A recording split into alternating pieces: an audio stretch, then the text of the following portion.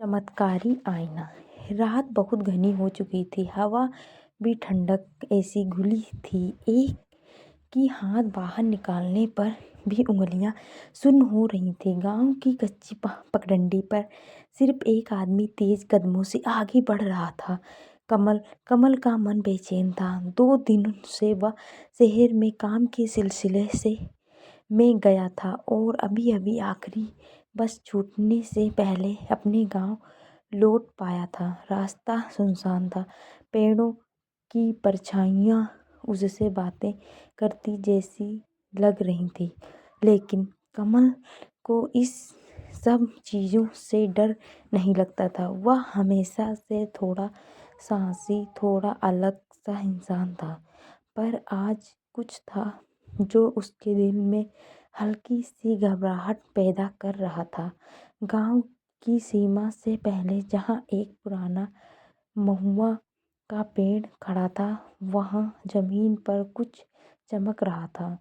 कमल ने पहले दूर से देखा तो उसे लगा कोई कांच का टुकड़ा होगा, लेकिन जैसे जैसे वह करीब आया चमक बढ़ती गई, इतनी कि लगा जैसे सूरज उसी से डूबा हो। कमल रुका। उसके कदम अपने आप धीमे पड़ गए। चांदनी में गलियारे जैसी रोशनी बिखरता हुआ एक गोल आईना पड़ा था, अजीब सा, अनोखा, किसी पुराने जमाने की कारीगरी जैसा। किनारों पर उभरी हुई नक्काशी और बीच से निकलती हल्की अनोखी सी चमक। कमल के शरीर में एक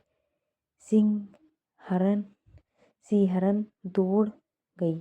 ये वही आईना तो नहीं? वह फुसफुसाया। वही आईना जो अपने अंदर शक्तियाँ लिए हुए है, आईना अपनी तरफ खींचता है। उसकी नज़र एक बार जिस पर पड़ गई, समझो वो उसका हो गया। वह चाहकर भी हाथ बढ़ा नहीं पा रहा था।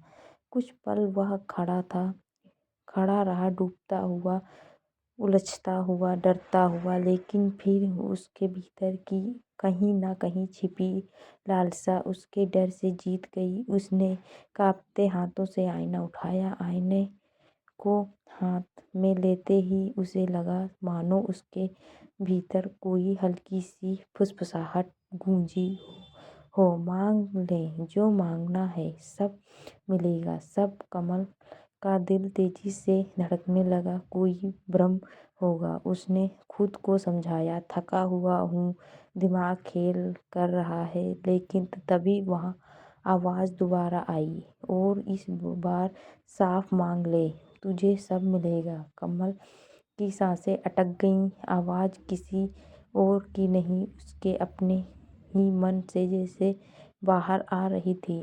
आईने के भीतर हल्की हल्की आकृतियाँ उभरने लगी थी। कभी घर, कभी पैसा, कभी लोग, कभी कोई चेहरा। उसकी आंखें फैल गईं। कमल ने हिम्मत कर आईने को देखा, और जैसे बिजली सी उसकी नसों में दौड़ गई। आईना सिर्फ उसकी शक्ल नहीं दिखा रहा था, बल्कि उसकी इच्छाएं, उसका मन, उसके डर, उसकी भूख, सब जैसे धुएं की तरह आईने के भीतर घूम रहे थे। उसके ओंठ अपने आप हिल गए। मुझे अच्छा घर चाहिए। आईने की रोशनी थोड़ी तेज हुई। मेरी नौकरी लग जाए, रोशनी और बड़ी, मेरी माँ की बीमारी ठीक हो जाए। आईना चमक से भर गया और वह रुक गया। सबसे गहरी इच्छा जो उसने कभी किसी से नहीं कही थी, उसने सीने से निकालकर आईने में उभरने लगी, और मेरी गर्लफ्रेंड रूही वापस आ जाए, वो हमेशा मेरे साथ रहे, हमेशा। जैसे ही आखिरी शब्द निकले, दुनिया घूम गई। आईना अचानक ठंडा हो गया, इतना ठंडा कि कमल का हाथ सुन्न पड़ गया। एक जोर का झटका लगा। कमल की आंखों के सामने अंधेरा छा गया। अचानक उसकी आंख खुली। वह हड़बड़ाकर उठा। सामने उसका छोटा सा मिट्टी का कमरा था। दीवार, खिड़की, दरवाजा सब अपनी जगह में घर पर जैसे उसने माथा खिसा पर तभी उसकी नज़र उस पर पड़ी। रूही, वही लड़की जिसे वह 2 साल से लगातार मनाता रहा था, जो उससे नाराज़ होकर शहर चली गई थी। कमल ने उसे सैकड़ों बार कॉल किया, मैसेज किया, मिलने की कोशिश की, पर कोई जवाब नहीं। और आज वह उसके सामने खड़ी थी। हालांकि मुस्कान, वही आंखें, वही चोटी, वो जैसे कभी गई ही ना हो। कमल, तुम उठ गए? वह मुस्कुराई। कमल अवाक, उसकी आवाज़ तक गले में फंस गई। रूही, तुम यहाँ कैसे, कब? रूही ने बस उसका हाथ पकड़ लिया। अब मैं कहीं नहीं जाऊँगी, हमेशा तुम्हारे साथ हूँ। उसे लगा कि उसे सब कुछ मिल गया, लेकिन एक सवाल था जो अब भी था। क्या हर दिन जब वो आईना में देखता, उसकी आंखें चमकती, सर घूमता और फिर अंधेरा और सुबह होते ही उसकी इच्छा पूरी होती गई? कमल को शुरू में सचमुच ऐसा लगा कि किस्मत ने पहली बार उसके दरवाजे पर दस्तक दी है। हर सुबह उसकी एक ना एक इच्छा पूरी हो जाती। कभी घर बदल जाता, कभी जेब पैसे से भर जाती, कभी रिश्ते सुधर जाते। सब कुछ इतना आसान, इतना तेज और इतना चमत्कारी था कि वह खुद समझ नहीं पा रहा था कि खुश हो या डर जाए। लेकिन एक सवाल उसके दिल के भीतर लगातार सुई की तरह चुभता था। ये सब मिल तो रहा है, पर आखिर किस कीमत पर? रात होते ही वह अनजाने डर से कांपने लगता, पर डर से ज़्यादा उसे आईने की चमक उसे अपनी तरफ खींचती थी। हर रात वह उसके सामने खड़ा होता, जैसे कोई मजबूरी उसे वहाँ लाती हो। धीरे धीरे उसकी आदत भी बन गई। आईने में झांकने के हर बार एक जैसा कर्म शुरू होता। पहले उसकी आंखों में हल्की नीली चमक उभरती, फिर पूरा कमरा घूमने लगता, फिर उसके कानों में किसी बहुत दूर आवाज़ का कंपन भरता, और फिर सब कुछ एक झटके में काली रात से भी ज़्यादा गहरी अंधेरे में डूब जाता। जब वह होश में आता, सुबह की धूप खिड़की पर बिखरी होती और उसकी कोई इच्छा सच होकर उसके सामने खड़ी हो रहती।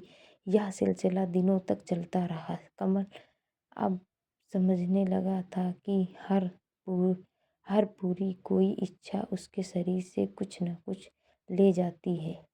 कभी उसका चेहरा फीका हो जाता, कभी दिल की धड़कनें तेज, कभी हाथ कांपते, कभी सांसें छोटी पड़ जाती, पर वह रुक नहीं पा रहा था। इच्छाएं जितनी पूरी होती, नई उससे दुगनी पैदा हो जाती, जैसे आईने ने उसके अंदर एक अजीब सी भूख जगा दी हो।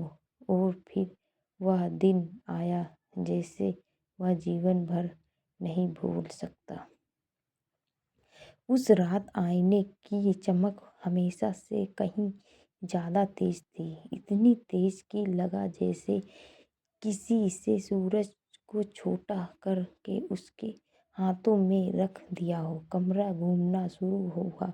चक्कर और गहरा आवाज़ें और तीखी। अचानक एक पल को उसकी आंखों में ऐसा लगा कि कोई चीज़ टूट रही है, जैसे उसकी रोशनी किसी ने जड़ से खींच ली हो। आईने ने अपनी आखिरी कीमत ले ली थी।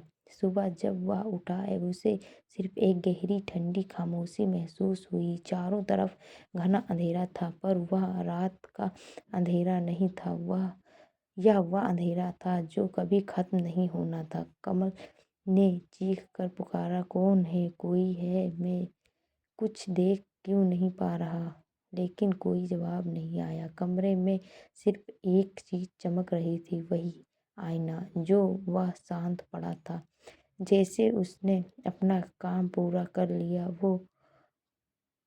हो। और कमल सब कुछ पाकर भी आखिरकार अपनी ही आंखों की रोशनी हार चुका था। लेकिन एक चीज अजीब थी, आईने के किनारे पर उभरी हुई निक्काशी थोड़ी बदल गई थी।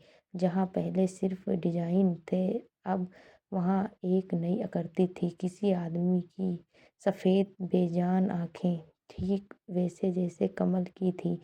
आईने कभी भी वही हैं, कभी कभी उसकी चमक फिर से जागती है और कोई ना कोई उस आवाज़ को सुन लेता है।